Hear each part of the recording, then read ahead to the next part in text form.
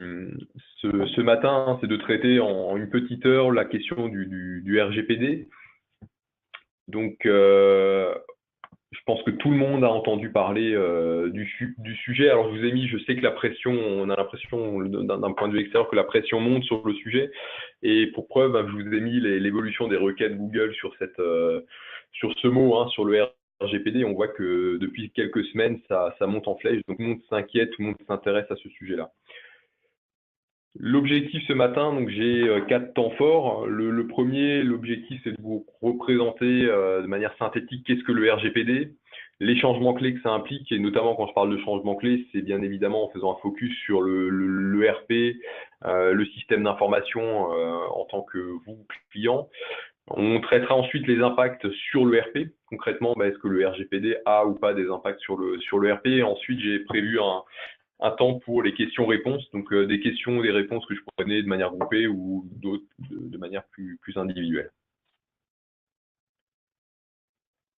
Alors, point important, donc nous, dans cette démarche de RGPD, nous n'avons pas avancé tout seul, on s'est fait accompagner maintenant depuis plusieurs mois par un cabinet qui est un cabinet d'avocats qui s'appelle Deneric Associés, donc il nous a accompagnés dans notre mise en conformité avec ce RGPD et surtout la sensibilisation, on va dire, à cette nouvelle législation, notre sensibilisation interne, mais également au regard de toute la sensibilisation vers nos clients utilisateurs et également vers nos partenaires intégrateurs, puisqu'on le verra, le RGPD implique en fait toute une chaîne de solidarité vis-à-vis du respect de cette législation. Alors, premièrement, qu'est-ce qu'une donnée personnelle? Parce que souvent on entend plein de choses. En fait, je vous ai mis la définition de la CNIL sur ce sujet-là, donc vous verrez que c'est très vaste finalement quand on parle de données personnelles. C'est toute information identifiant directement ou indirectement une personne physique. Alors, quand on dit directement ou indirectement, ça peut être effectivement un nom, un numéro d'immatriculation, parce que le numéro d'immatriculation peut permettre de remonter à un individu, ça peut être un numéro de téléphone, et ensuite on a évidemment toute la partie photographie, date de naissance, la résidence, des empreintes digitales. L'empreinte digitale est également une donnée personnelle. Donc c'est une donnée, c'est un sujet relativement large quand on parle de données personnelles. Alors, si on regarde maintenant ce fameux règlement européen, donc qui n'est pas tout neuf, qui date du 14 avril 2016. Qu'est-ce qu'il dit ce règlement européen? Donc, pourquoi il a été mis en œuvre? L'objectif, ça a été finalement d'accompagner le développement du numérique. Alors évidemment, là on le traite d'un point de vue ERP, logiciel de gestion. Le RGPD a surtout été vu par le législateur pour protéger tous les individus qui tous les jours utilisent des applications de plus en plus nombreuses sur les smartphones, les tablettes, les réseaux sociaux, donc sur lesquels on va stocker de très nombreuses données personnelles. Donc le premier objectif de ce règlement européen, ça a été évidemment de protéger les personnes et de faciliter la circulation des données personnelles, d'éviter qu'on soit enfermé, notamment en termes d'individus chez un fournisseur d'email, par exemple, de qui on ne pourrait plus partir parce que notre donnée, elle est chez ce fournisseur et je n'arrive pas à la transférer. Et bien évidemment, éviter qu'elle soit utilisée à mauvais escient. Donc, quand je donne une donnée personnelle, l'objectif de ce règlement, c'est que j'ai la connaissance de la donnée que j'ai pu donner et également la connaissance du traitement qui va pouvoir être fait de cette donnée. Deuxième point important, c'est que c'est bien évidemment un règlement européen, donc ça s'applique à l'ensemble de l'UE. Donc, on le verra, ça concerne à la fois les entreprises, l'ensemble des résidents européens, donc les entreprises européennes, mais aussi les entreprises hors Union européenne qui traitent des données de résidents de l'Union européenne. Un vrai changement par rapport à on va dire à la législation qu'on connaît jusqu'à maintenant, c'est que la conformité, c'est ce que j'ai noté, est internalisée dans les entreprises. C'est-à-dire qu'au préalable, on va dire la conformité, elle se résumait surtout à des déclarations à la CNIL en disant voilà, j'ai un fichier de mes salariés, j'ai un fichier de prospects, j'ai de la vidéosurveillance, donc je déclare un certain nombre de stockage de données, et finalement, en déclarant tout ça, je suis conforme. Là, on est plutôt dans une logique d'amélioration continue, et donc je compare moi souvent à la mise en œuvre un peu de l'ISO 9001 dans les entreprises, où je suis dans un process d'amélioration continue, mais cette fois-ci autour de la donnée personnelle. C'est-à-dire que je dois mettre en œuvre des processus, je dois mettre en œuvre des cartographies de mes données, je dois me poser la question de pourquoi je stocke telle et telle donnée, et au fur et à mesure, je dois améliorer mes processus. Donc, on est vraiment dans une internalisation de la conformité. Et il y a un autre sujet qui fait que l'on en parle beaucoup, et je pense que vous en avez tous entendu parler, c'est que comparé à la législation actuelle, les amendes vont être beaucoup plus massives. Au préalable, les plus grands mondiaux qui se sont fait redresser sur ces sujets-là, hein, si on prend des Google ou autres, ils ont écopé d'amendes de quelques dizaines de milliers d'euros, donc ce qui représente, on va dire, rien du tout par rapport à la taille et aux enjeux de traitement des données. Là, on parle en pourcentage de chiffre d'affaires, donc ça change aussi la donne et ce qui fait que tout le monde en parle.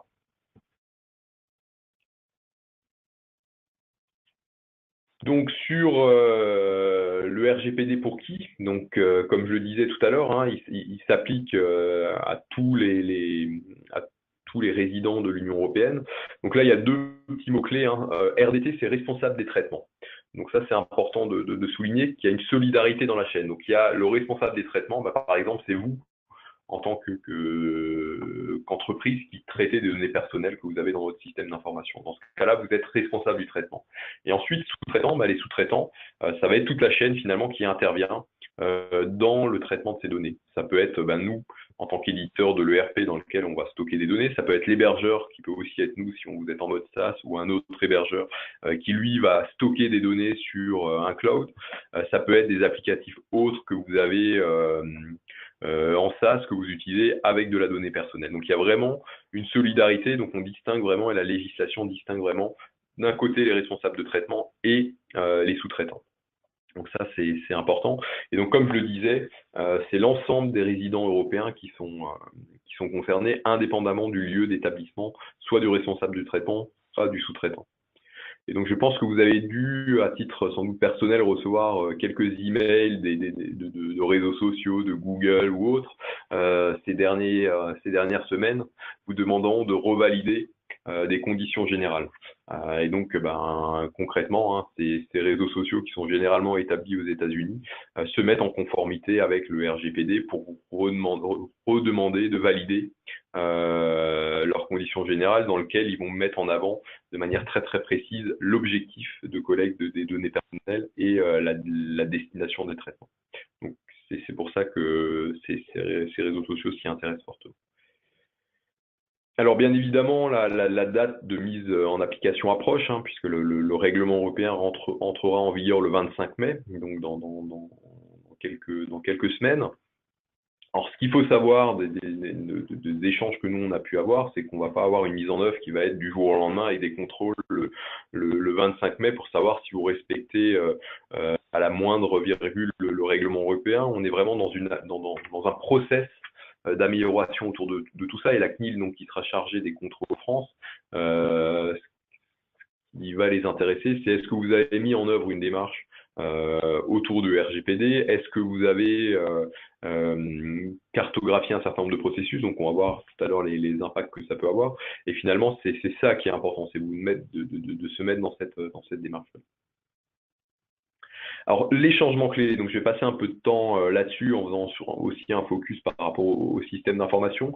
Donc, de notre côté, avec le cabinet qui nous a accompagnés, on a vu 10 changements clés qui pouvaient être impactants pour les entreprises. Alors, le premier changement, bien évidemment, et c'est ça que tout le monde, c'est ça qui fait que tout le monde s'y intéresse, c'est la sanction, puisqu'on parle là de 2 à 4% du chiffre d'affaires mondial de l'entreprise ou de millions, hein, de 10 ou 20 millions d'euros selon la catégorie de l'infraction. Donc, comme je disais tout à l'heure, par rapport à des amendes qui étaient de quelques dizaines de milliers d'euros, on change totalement de catégorie.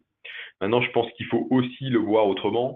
C'est que les premiers, on va dire les premiers qui se feront attraper pour un non-respect, la CNIL va mettre en œuvre toute une publicité autour de ce non-respect. Et donc, il y a un risque commercial qui nous paraît aussi être très important et qui peut peut-être être même plus important que finalement les pourcentages de chiffre d'affaires. Si une entreprise est l'entreprise qui se fait attraper, dont tout le monde parle, mais en mal parce que on va dire que cette entreprise ne respecte pas le respect des données personnelles, ça peut peser beaucoup plus que quelques points de chiffre d'affaires. Donc ça, c'est un élément important à prendre en compte. Alors, on peut le voir entre guillemets négativement en disant attention, il ne faut pas que je me fasse attraper, mais ça peut aussi devenir un avantage avantage concurrentiel. Et je pense que là, il y a aussi des choses à faire pour se dire qu'est-ce que je peux faire pour être irréprochable sur ce point et finalement que ça me serve plutôt d'argument commercial. Alors deuxième changement, c'est ce qu'on appelle un DPO, hein, donc c'est la personne qui va être chargée dans l'entreprise de gérer cette problématique de données personnelles. Donc c'est quelqu'un qui doit être dans l'entreprise rattaché plutôt très haut en termes de hiérarchie, qui doit être indépendant sur la donnée personnelle. C'est-à-dire que ça peut pas être quelqu'un qui est à la fois quelqu'un qui est chargé d'organiser la collecte des données personnelles et en même temps qui est désigné DPO, donc il y a un certain nombre de règles. Alors, il y a 3 cas de désignation obligatoire.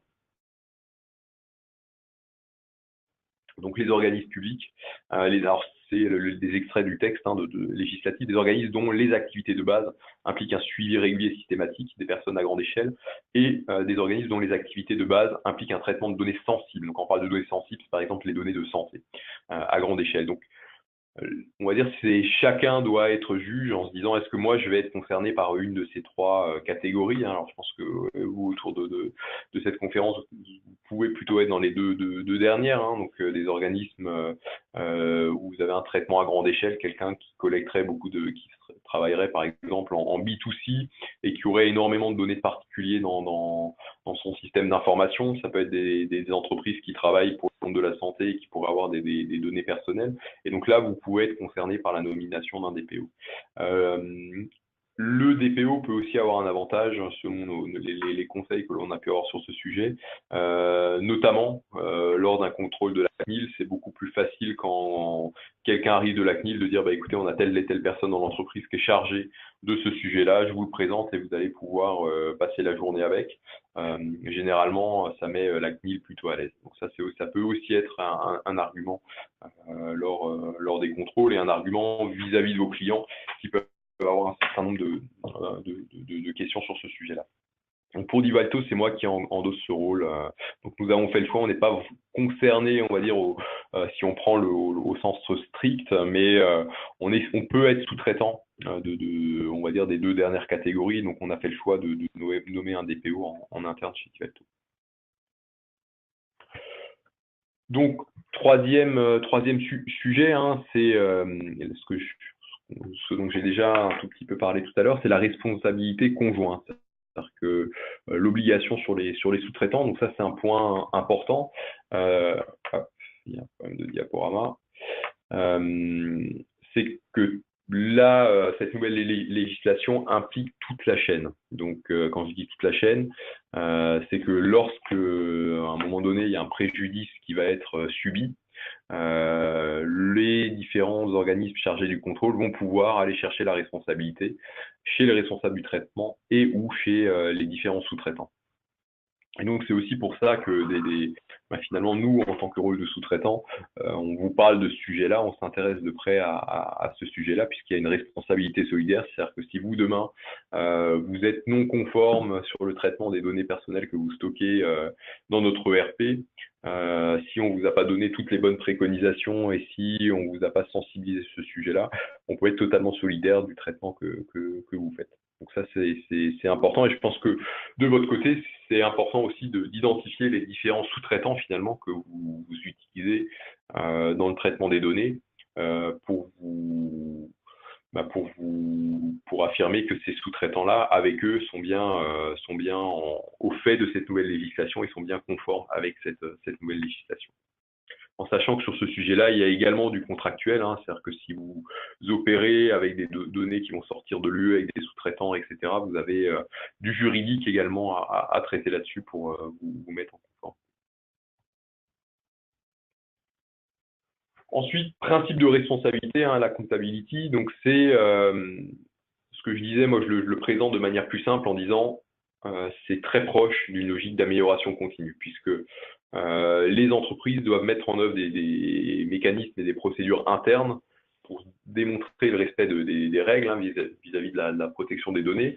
Et donc ça passe par quoi? Par du monitoring, par des examens, d'évaluation. Hein. Donc on est vraiment là dans ce qu'on peut retrouver dans des normes de qualité où je vais faire des audits, je vais me poser les bonnes questions, je vais mettre en œuvre des actions préventives.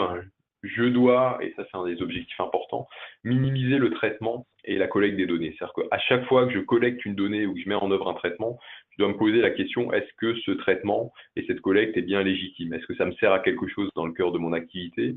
Est-ce que l'on fait ça depuis 10 ans, mais finalement on n'en fait pas grand-chose et c'est vrai que on pourrait s'en passer, donc ça c'est important. Et le législateur va être enfin la CNIL qui va être chargée du contrôle. Le législateur insiste là-dessus, c'est-à-dire que la CNIL peut voir si vous êtes vraiment rentré dans cette logique-là, à chaque fois que vous mettez un nouveau traitement en place, de regarder les impacts sur les données personnelles et le respect du traitement des données personnelles. Donc se dire, bah voilà, je vais plutôt garder cette donnée pendant tant de temps parce que au-delà, bah, finalement, il n'y a plus de logique de la garder. Ou au contraire, je stockais telle et telle donnée par confort parce que je faisais une qualification de fichier, mais finalement, cette info, je n'en faisais jamais rien, donc je n'ai plus à la stocker. Et bien évidemment, tout ça doit ensuite être documenté. Donc ça, c'est vraiment un principe important qui, on va dire, dans l'entreprise, n'est pas en lien du tout avec le système d'information, mais c'est plutôt la mise en œuvre de process autour de tout ça.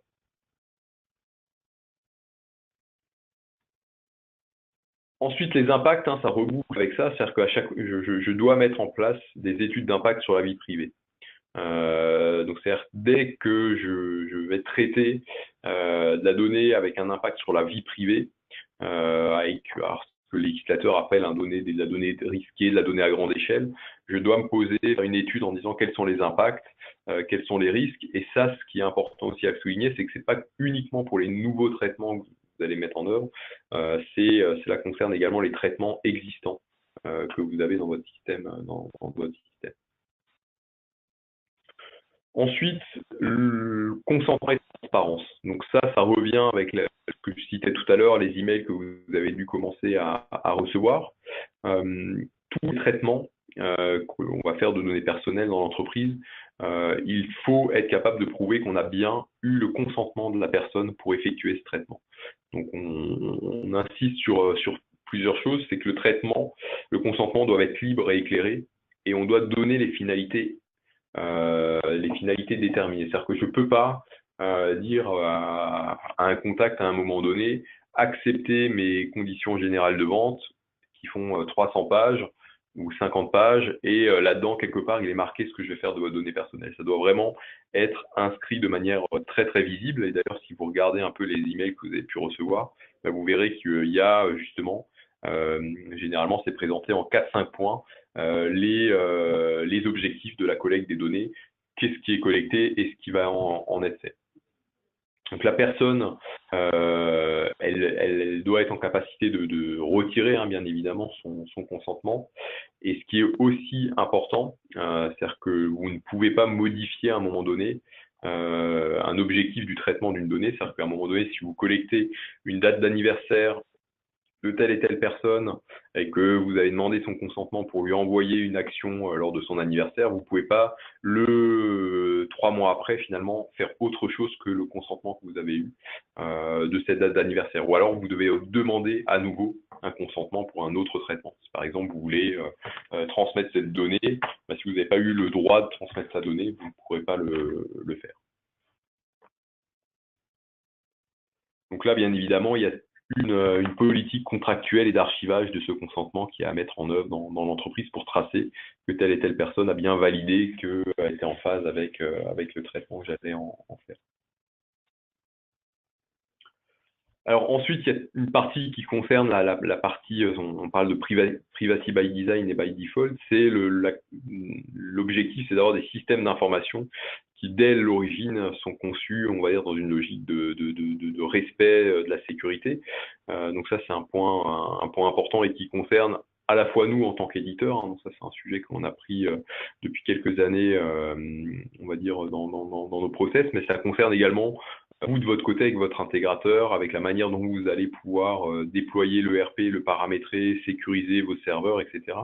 Donc là, il y a un sujet qui est également partagé sur cette logique de privacy by design. Et l'objectif, hein, pour prendre des exemples concrets, on doit être au niveau de protection le plus élevé par défaut. C'est-à-dire que on pouvait avoir tendance de plutôt raisonner en disant bah, on va ouvrir tous les droits et puis finalement on va plutôt raisonner en fermant progressivement les droits à certaines personnes. Là, c'est plutôt l'inverse. Il faut plutôt raisonner en se disant bah, je ferme tout et j'ouvre aux personnes qui en ont vraiment besoin. Donc ça, c'est un sujet qui peut peut-être vous amener à revoir des éléments notamment dans la gestion des confidentialités que vous pouvez avoir sur votre système d'information.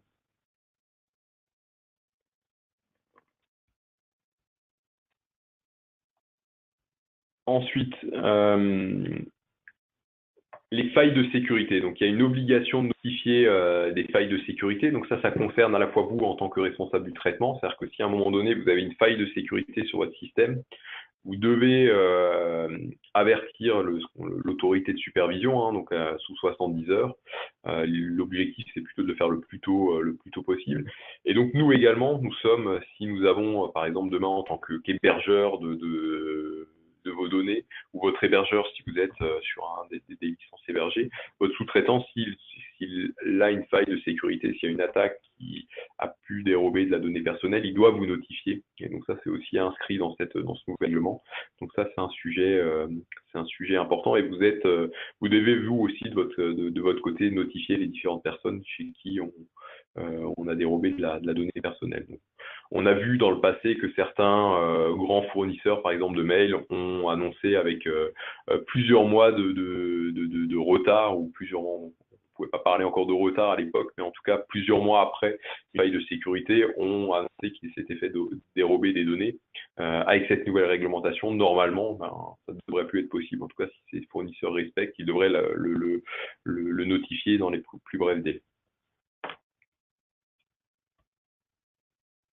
Transfert hors de l'UE, donc là également il y a un sujet qui concerne toutes les données personnelles qui peuvent sortir de l'Union européenne. Hein, donc bah, par exemple si vous faites appel à des services informatiques, à des web services qui vont aller transférer de la donnée en dehors de l'UE, il faut vous assurer que l'État tiers bah, possède un niveau de protection suffisant vis-à-vis de vis-à-vis du RGPD. Et donc ça passe notamment par des aspects contractuels. C'est-à-dire que si vous utilisez un système qui est aux US, généralement, toutes ces entreprises se sont également posé ces questions-là, puisqu'elles savent qu'elles ont un marché qui risque de se fermer si elles ne se mettent pas en conformité. Donc de votre côté, dans la cartographie, on va dire, des applicatifs que vous utilisez, vous devez les identifier et on va dire traiter ces transferts hors de l'Union européenne. Alors, si on regarde maintenant, quand on a vu ces 10 points-là, quels sont les impacts sur l'ERP? Alors j'ai fait une liste, puisque quand on a parlé de données personnelles, finalement, bah, qu'est-ce qu'on peut avoir sur le produit? Bah, finalement, on a évidemment des contacts, que ce soit des contacts en B2B et des contacts en B2C, hein, donc des particuliers, des contacts professionnels. On peut avoir des collaborateurs sur lesquels je vais avoir de l'information, je vais avoir des événements, je vais avoir sur mes collaborateurs de la paye. Quand je dis événements, ensuite, c'est au sens très large. Hein. Je peux avoir des événements au sens CRM où je vais avoir des rapports de visite, des rapports d'entretien. Je peux avoir de la facture, de la pièce commerciale, etc. Donc, je vais stocker une multitude d'informations, évidemment, dans mon ERP. J'ai un sujet qui peut être un point d'attention, c'est tout ce qui va être champ personnalisé, dans lequel je dois m'assurer de ne pas stocker, on va dire, des éléments, des choses illégales. Nous, en standard, bien évidemment, on n'a pas de champ sur les préférences politiques ou autres. Assurez-vous que dans votre système, il n'y a pas de choses de ce type-là. Et il y a un sujet que la CNIL va avoir vraiment en ligne de mire, c'est ce qu'on appelle les zones de texte libre, parce que c'est le sujet, on va dire, compliqué et où le seul point qui peut faire que vous êtes en respect de la législation, c'est de sensibiliser vos équipes à ne pas marquer n'importe quoi sur une zone de commentaires que vous pouvez, par exemple, avoir dans l'ERP. Une zone de commentaires sur une pièce commerciale, sur un événement CRM, sur un fournisseur, sur un client. Donc là, il y a vraiment une attention à avoir sur ces zones de texte libre. Bien évidemment, ensuite, je le disais, votre ERP va être hébergé quelque part. Donc là aussi, il y a sans doute des choses à regarder de ce côté-là. Et ensuite, vous avez toute la partie confidentialité à gérer. Alors j'anticipe une question avec ma dernière remarque, hein, c'est que quand on dit tout ça, moi j'ai déjà eu la question de clients qui me disent oui mais finalement quand quelqu'un va me demander de retirer ces informations en droit de retrait, qu'est-ce que je vais faire? C'est-à-dire que je suis obligé de tout supprimer mais c'est pas possible, comment je peux faire? Alors effectivement il y a des données qui sont là pour le cœur de votre activité, c'est-à-dire que quand vous avez un salarié, il peut vous demander de supprimer un certain nombre de données, mais bien évidemment vous n'avez pas derrière supprimé ces bulletins de salaire, parce que légalement, vous devez stocker ces données-là. Hein. Comme par exemple un client qui aurait, avec qui vous avez émis des factures, hein, que vous devez légalement garder pour votre comptabilité. Là aussi, vous n'allez pas supprimer ces données-là. Donc, quand on parle de suppression de données dans le système d'information sur demande d'une personne, il faut bien faire la différence entre ce qui est de la donnée pour le cœur de l'activité et qui répond à d'autres législations et que vous ne pouvez pas retirer vis-à-vis de ces autres législations, de données, on va dire, qui sont non justifiables vis-à-vis d'une autre législation. Et là, effectivement, si vous avez un événement CRM qui n'est pas une pièce, on va dire, légale, bah, évidemment, ça, vous devez être en capacité de l'enlever. Donc pour nous, les plus gros impacts, finalement, c'est surtout sur l'utilisation que vous allez faire du système d'information. Donc quelques conseils que j'ai marqués sur cette slide. Le premier point, c'est travailler sur la sensibilisation des équipes. Qu'est-ce que la donnée personnelle, qu'est-ce que la sécurité, sensibiliser les équipes qui vont collecter de la donnée sur la logique de consentement, sensibilisation sur l'utilisation de textes, de notes, de textes libres dans les systèmes d'information. Donc ça, c'est un sujet qui nous paraît vraiment primordial. Le deuxième, bien évidemment, bah, c'est mettre en œuvre des processus de gestion de la donnée personnelle. Hein. Ça reboucle sur ce que je vous disais tout à l'heure, c'est que c'est vraiment le premier point du RGPD, finalement, c'est déjà, on va dire, du processus. Le troisième point, ça va être de mettre en œuvre des démarches de contrôle sur ce qui est fait dans votre système d'information, de l'audit. Donc là, on verra aussi que sur le produit, on va vous apporter un certain nombre d'aides sur ce sujet. Alors de notre côté, qu'est-ce que l'on a prévu? Donc on a prévu d'apporter des utilitaires pour le RGPD, hein, donc dans les futures versions qui sortiront. Donc la 7.5, donc on maintient deux générations de produits, hein, la génération 7, donc ces améliorations seront portées en version sur la version 7.5 et également sur la dernière version de la 10, donc qui sera la 10.3. Donc, pour vous lister quelques-unes de ces améliorations, donc l'objectif c'est je pense que vous connaissez pour certains le Power Search, qui est le moteur de recherche qui est embarqué dans l'ERP, donc ce qui va permettre de packager un outil pour faire de l'audit, par exemple pour rechercher des mots sensibles sur l'ensemble de l'ERP, sur l'ensemble des notes, des fichiers joints de l'ERP. C'est vous faciliter l'extraction des données. Par exemple, un salarié qui vous demanderait d'extraire les données personnelles que vous possédez dans son système, donc de vous faciliter cette extraction-là pour arriver à quelque chose qui est plutôt un presse-bouton, ou pareil sur un contact que vous auriez dans la gestion commerciale ou dans le CRM pour dire, bah voilà, tel contact me demande les données personnelles que je stocke, d'être en capacité de les extraire très, très facilement. Ensuite, également, en cas de demande de suppression de ces données, c'est de travailler sur une anonymisation d'un certain nombre de données, parce qu'on ne pourra pas tout supprimer, comme je le disais tout à l'heure, s'il y a des liens avec des éléments légaux de type facturation. C'est de travailler sur une anonymisation et également d'enregistrer une action de suppression, donc bien tracer qu'on a une demande et une action de suppression. Donc là, on va s'appuyer par exemple sur les événements de la CRM. Et ensuite, il va y avoir un certain nombre d'alertes et de sensibilisation qui va être fait notamment pour les textes libres. Donc ça se retrouvera par exemple dans les aides en ligne. Ça se retrouvera certainement auprès de tous des différents utilisateurs lorsqu'ils vont vouloir saisir des textes libres.